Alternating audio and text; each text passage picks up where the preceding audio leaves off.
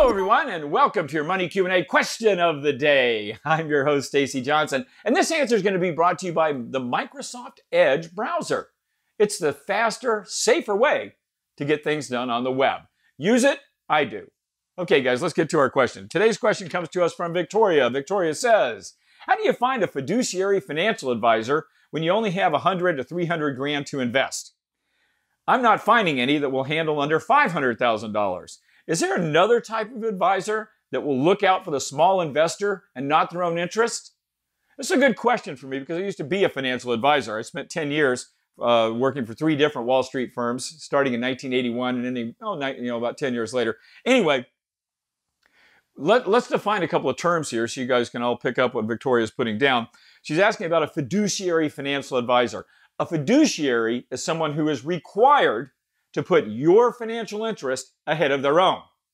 Now, you would think, well, what financial advisor wouldn't be doing that? I mean, if you're paying someone for financial advice, wouldn't they put you ahead of them? You would think so. Unfortunately, however, in the bizarro world in which we live, that's not often the case. Let me give you an example. Supposing I'm your investment advisor, and you come to me and you say, Stacy, I want to put $10,000 in a stock mutual fund. Well, I've got 2 choices. I can put you in Fund A, where you're going to pay a $1,000 commission and only have 9,000 of your 10 go to work. Or I can put you in Fund B, we're only going to pay $100 commission and $9,900 of your investment is going to go to work. Well, I can choose either one of those.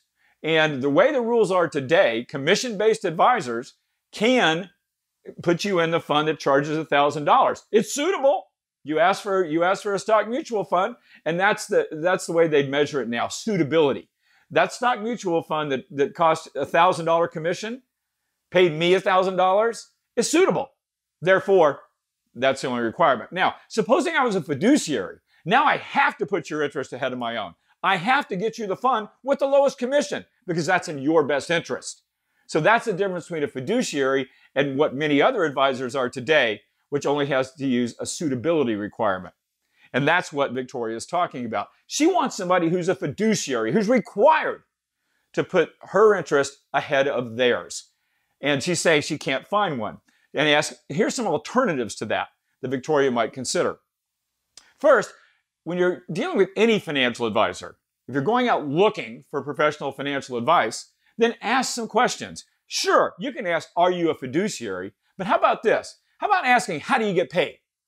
If they say they get paid on commissions, you got to be very careful. I'd prefer you not use anybody who gets paid on commissions. I prefer you pay for your financial advice by the hour, just like you would with a lawyer or a doctor or a CPA. I don't think you should get an advisor who's going to charge you commissions because of the example I just gave you. So try to find somebody who doesn't work on commissions. So that's question 1. How do you get paid? Okay.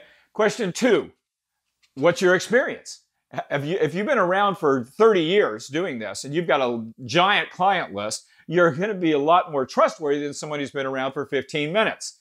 And if the cost is the same, try to get somebody who's experienced. Do they have a degree in this?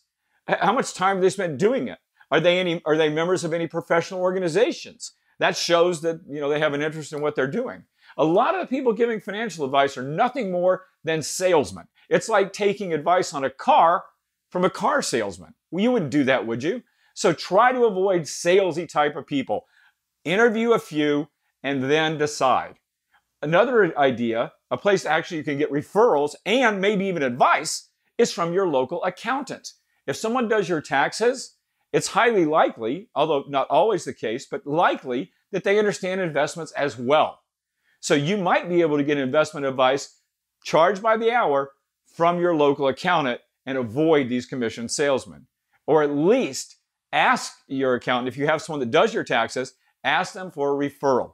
Also, you can ask your friends. Try to get friends that are in the same, basic financial situation you're in, and then ask them who they like for financial advice.